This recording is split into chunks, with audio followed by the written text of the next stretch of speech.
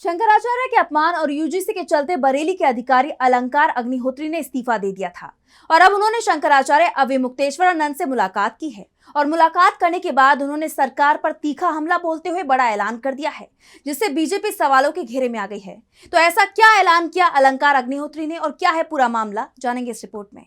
माघ मेले में शंकराचार्य अविमुक्तेश्वरानंद के अपमान और यूजीसी के नए नियमों को लेकर काफी विरोध देखा गया।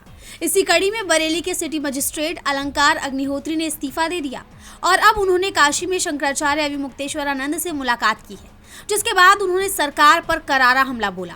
उन्होंने SC/ST एक्ट को लेकर सरकार पर बड़ा हमला किया और कहा कि अगर सरकार ने इसे वापस नहीं लिया तो 6 फरवरी के बाद दिल्ली कूच किया जाएगा, इसके विरोध में प्रदर्शन किया जाएगा। उन्होंने कहा SC/ST एक्ट का बहुत दुरुपयोग है। ये ऐसा कानून है जिससे किसी भी व्यक्ति को बिना सोचे समझे परेशान किया जा सकता है। 95% केस झूठे होते हैं। अभी लखनऊ में फर्जी आरोपों का डेटा लेकर एक बहुत बड़ा जनजागरण अभियान करेंगे और अगर 6 फरवरी तक सरकार ने इसे वापस नहीं लिया तो 7 फरवरी को दिल्ली कूच करेंगे। अभी पार्लियामेंट का सेशन चल रहा है। वैसे भी अभी सरकार अल्पमत में आ चुकी है। यूजीसी के बिल के बाद सब इनसे नाराज हैं।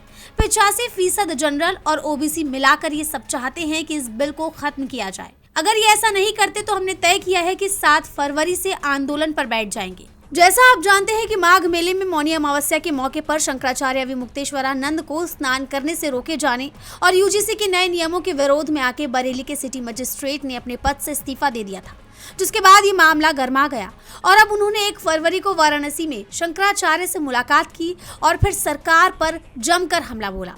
उनकी चेतावनी के बाद सरकार की मुश्किलें बढ़ना तय माना जा रहा है। DB लाइव उत्तर प्रदेश की रिपोर्ट।